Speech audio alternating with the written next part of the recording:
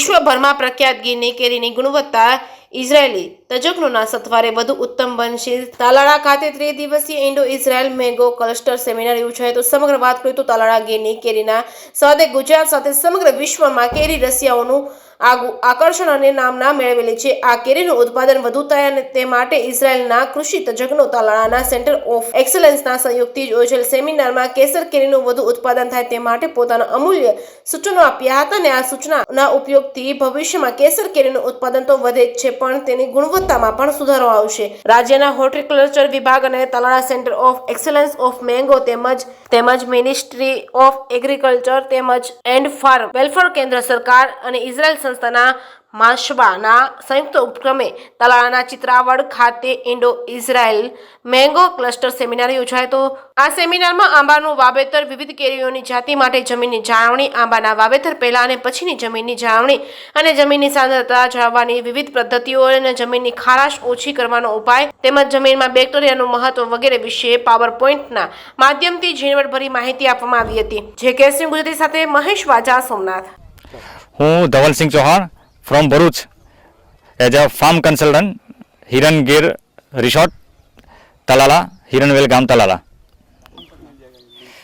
બાગાયત વિભાગ અને ઇન્ડો ઇઝરાયલના કોલોબરેશન સપોર્ટ મુજબ ગવર્મેન્ટ ગુજરાત તરફથી અને ઇન્ડિયા તરફથી બાગાયતમાં નવીનીકરણ પ્રોસેસ કે જે આંબા અનપ્રોડક્ટિવ થઈ ગયા છે, ડિસીઝવાળા થઈ ગયા છે અને જેનું કંઈ પણ પ્રોડક્શન નથી, એને નોન પ્રોડક્ટ કહી શકાય એવા આંબાને રિજ્યુનેશન કરીને એક નવો ગ્રોથ આપવામાં આવ્યો છે. એની સાથે વર્લ્ડ ટેકનોલોજીકલ જે ડિઝાઇન છે કે હાઉ ટુ પ્રોડક્શન ઇન્ક્રીઝ, તો એના માટે અલ્ટ્રા હાઈ ડેન્સિટીમાં કન્વેન્શનલ ફાર્મથી કન્વર્ઝેશન અલ્ટ્રા હાઈ ડેન્સિટીમાં કરીને અમે આ એક ડેમોન્સ્ટ્રેશન પ્લોટ બનાવ્યો છે. 75 વીઘાનું આ ફાર્મ છે અને એને અલ્ટ્રા હાઈ ડેન્સિટી મોડલમાં કન્વર્ટ કર્યું છે. આપ જુઓ, જૂના નવા બંને તરફના આંબા છે અને હાઈએસ્ટ પ્રોડક્ટિવ ડિઝાઇન તરીકે આગળ આવશે. આના વિભાગ અમે બાગાયત વિભાગ, સેન્ટર ઓફ એક્સલન્સ, ભારત સરકાર અને ગુજરાત સરકાર એ અમને ડાયરેક્ટ અને ઇનડાયરેક્ટ બધી રીતે સપોર્ટ કરે છે.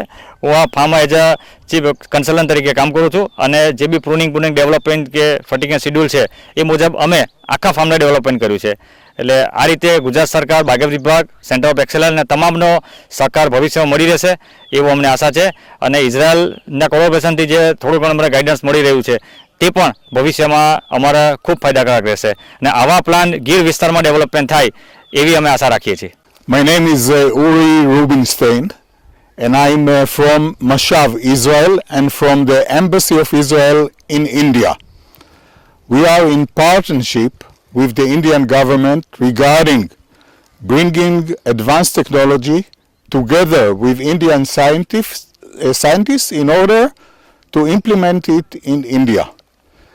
Actually, from my, let's say, experience in India, the term "Sab kuch milege," everything is possible, is here. And if I am looking at Prime Minister Modi, Viksit Bharat, actually he don't have to wait to 48 because it happens here in Gir area at the farm of Iran, where methods of modern agriculture are implemented on site with Israelis technology and Israeli supports together with the Center, Indo-Israel Center of Excellence, which was established in Gir 6 years back. So now we are in the era where we are trying to do our utmost that those technologies will go and implemented by farmers in farmers' field, and we have now a live evidence where we can see that those practices are really implemented on Indian soil. So, Jai Bharat.